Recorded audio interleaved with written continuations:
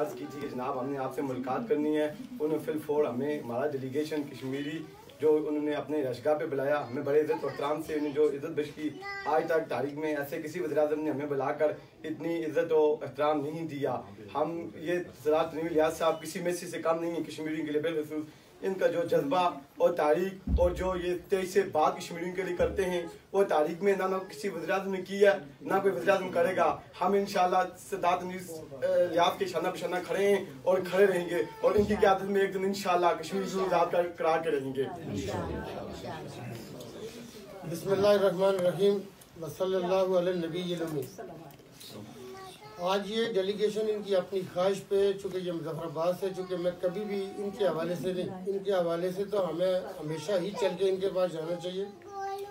मैंने जो शुरू में वज़ीर-ए-आज़म बनने के बाद जो जगह विज़िट की थी, जिन जगहों पे गया था, उसमें हमारे महाजरीन के जो कैंप थे वो सरफ़हरिस्त थे। लेकिन इनकी ख्वाहिश और खुशी के लिए मैंने इनको इस्लामाबाद की इजाज़त दी। देखिए, इस हिंदुस्तान की जो तकसीम हुई थी और इस हिंदुस्तान की तकसीम के नतीजा में जो हमें आज़ादियाँ नसीब हुई है, वो आज़ादियाँ पाकिस्तान की हों, वो आज़ादियाँ बांग्लादेश की हों या हिंदुस्तान की, उसमें मकबूजा कश्मीर इसका एक अधूरा एजेंडा, क्योंकि 1947 में मकबूजा कश्मीर जिसकी 84% आबादी मुसलमानों पर मुश्तमिल थी, लेकिन जो हुक्मरान था वो हिंदू राजा था।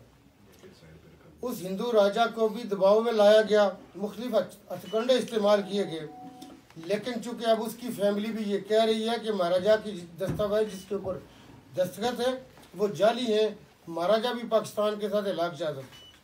हमने ये देखा कि मकबूजा कश्मीर के अंदर रहने वाला नॉन मुस्लिम भी, चूँकि हमारे जो झंडे हैं और हमारे मुल्क पाकिस्तान का जो झंडा है, ये तमाम माइनॉरिटीज़ को भी वही हुकूक देता है कि जो हम मुसलमानों के हैं, कि वो अपने अदियान के मुताबिक अपनी ज़िंदगी गुजार सकते हैं। वहाँ पर का नॉन मुस्लिम भी यकीनी तौर पे कश्मीरी होने के नाते हमारे साथ मिलना चाहता, लेकिन जो मुसलमानों की आबादी है ये 1.5 करोड़, क्या ये जानवर है, क्या ये किसी ज़मीन का हिस्सा था? कि मैं ये समझता हूँ कि अक़वाम आलम और जितने इंसानी हकूक़ के हवाले से चैम्पियंस हैं, ये उन सब की जिम्मेदारी है कि मकबूजा कश्मीर के हवाले से आगे आएँ और हिंदुस्तान को ये करने पे मजबूर करें कि जो हिंदुस्तान की अपनी कमिटमेंट्स थी, जिनेवा कन्वेंशन हो, सिक्योरिटी काउंसिल में जितनी रेजोल्यूशन आई हैं हिंदुस्तान की कमिटमेंट्स थी, आप शुरू की जो आप उसकी देखें, जो पहली रेजोल्यूशन थी 37 है, 38 है, 39 है और 47 तक, उन्हीं पहली वाली जो थी रेजोल्यूशन, उन्हीं की अमेंडमेंट और उनकी फर्दर नरेशन की गई। हिंदुस्तान ने उन सब के अंदर यह एश्योर करवाया था अक़वाम आलम को कि कश्मीरियों को यह हक दिया जाएगा कि आप बताएं कि आप कैसे रहना चाहते हैं। वो कश्मीरी जो तकमील पाकिस्तान की जंग लड़ रहे, वो कश्मीरी जो वहाँ पे बैठे हुए हमारे झंडे के अंदर जब शहादतें उनको नसीब होती हैं, तो पाकिस्तान के हमारे सब जलाली परचम में वो दफन होते हैं। वो तकमील पाकिस्तान की जंग में अपनी ज़िंदगियाँ गंवा रहे और उस बर्बरियत और उस दरिंदगी और उस दरिंदा फौज को, उन दरिंदा इदारों को वो फेस कर रहे। हमारे पास आज़ाद कश्मीर में ज़्यादा तादाद बच्चियों की है, कुछ बच्चे भी हैं जो मकबूजा कश्मीर के 17 के करीब जिन्होंने मेडिकल की तालीम हासिल की। आज जब वो अपने घरों को, अपने वालिदैन को, अपने बहन भाइयों को मिलने जाते हैं, तो उनको वाघा बॉर्डर के ऊपर BSF की इमिग्रेशन की जिस जिंदगी का सामना करना पड़ता है वो नाकाबिले बयान है। अब हमने उन अपने बच्चियों को और बच्चों को ये कहा कि आप उधर ना जाएं, आप यहीं पर रहें, आपकी हर तरह की लुक आफ्टर हमारी जिम्मेदारी है। आज़ाद कश्मीर की गवर्नमेंट पूरे के पूरे कश्मीर की वारिस है, पूरे के पूरे कश्मीर की नुमाइंदा हुकूमत है।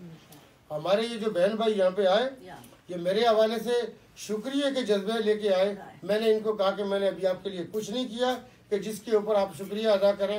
हम आपके सामने शर्मिंदा हैं कि जब ये लोग 89 के बाद पहले वालों की बात नहीं करते, जब आने शुरू हुए तो इनके पास कुछ नहीं था, जबकि गवर्नमेंट ने उस वक्त इनके लिए जो माना एजाजिया मुकर्रर किया वो कुछ 100 रुपये के करीब था। आज जो इन्होंने यहाँ पे बात रखी, हमें बताया कि उसके अंदर सिर्फ 500 रुपये यकमुश्त जनरल मुशर्रफ के दौर में इजाफा हुआ था। बाकी हर दौर में हुकूमत 50 रुपये, 70 रुपये, 100 रुपये इजाफा करती रहे। हमें अल्लाह पाक ने तौफीक दी, इस दफ़ा हमने 1500 रुपये फीकस का इनका इजाफा किया। लेकिन अभी ये हमारे जो कैंप जो मुजफ्फराबाद में जो बाग में है, इनकी हुनरबंदी के हवाले से कश्मीरी जो फ़न है उस हुनर को मैं ये समझता हूँ कि इनको मौका मिले और इनको उस तरह की ज़िंदगी गुजारनी नसीब हो जो इनका हक था, जो हमारा फ़र्ज़ था। हमारे पास इस वक्त हमारी वफाकी हुकूमत ने हमारे पास जो पैसे हैं तो 3.5 अरब के करीब, जिसने हमने इनके जो कच्चे कंपाउंड हैं, जो कच्चे कैंप हैं, उनकी पुख्तगी का इरादा किया है। वो इंशाल्लाह आप देखेंगे कि अगले हफ्ते हमारा जो बालियात की हम एक मीटिंग कॉल कर रहे हैं, उसकी स्टीयरिंग कमेटी एक है, मैं उस स्टीयरिंग कमेटी को हेड कर रहा हूँ।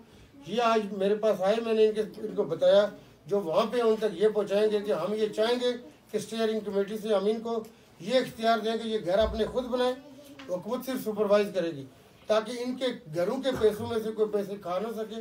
जब ये पैसे खर्च हो जाएंगे, ये शुरू में हमारी एस्टिमेशन थी कि कोई 1314 या 1320 घर बन रहे थे या 10-20 घर ऊपर नीचे हो सकते हैं, लेकिन अब चूंकि हमारे यहाँ पे इस वक्त सर्कुलेशन डेट और इन्फ्लेशन की वजह से शायद थोड़े से कम बनेंगे, लेकिन ये खुद बनाएंगे। हम उसको देखेंगे, उसमें कोई बददियानती काबिल कबूल नहीं होगी, लेकिन उसके बाद हमारे जो दोस्त ममालिक हैं उनको भी हम शामिल करेंगे।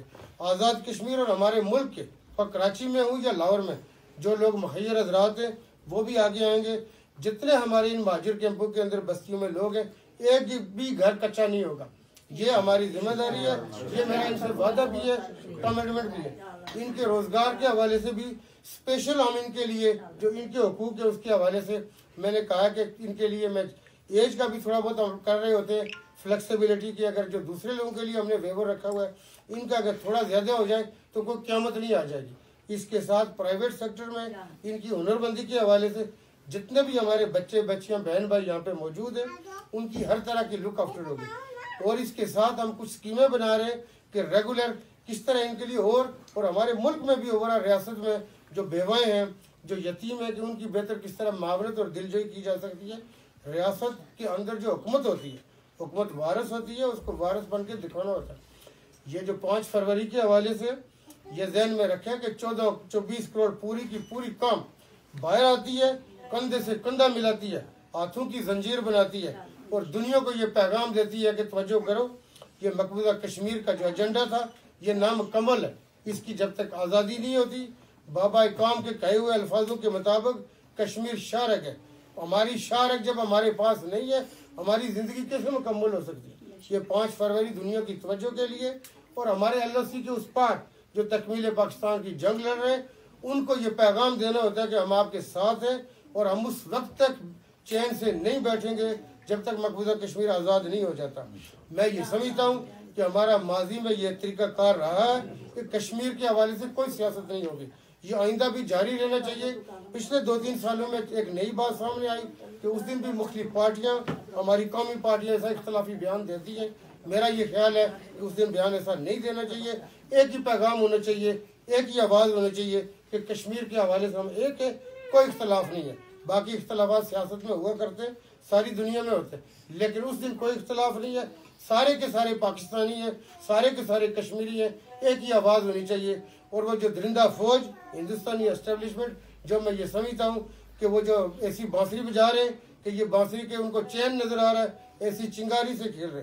हम अक़वाम आलम को ये कह रहे हैं कि वो अपना आगे आएँ और अपने फ़राइज़ की अदायगी करें। अगर नहीं करेंगे तो यहाँ पे चलने वाली जंग, जो जंग दुनिया की हर बड़ी ऑर्गेनाइजेशन ने, अक़वाम मुत्तहिदा ने भी लेजिटिमेट डिक्लेयर की हुई है कि यहाँ मसल्ला जदोजहद हो सकती है, ये लेजिटिमेट वार है। इस वार के अंदर फिर हम लोग डायरेक्ट फरीक होंगे। ये हिंदुस्तान के चप्पे चप्पे पे लड़ी जाएगी।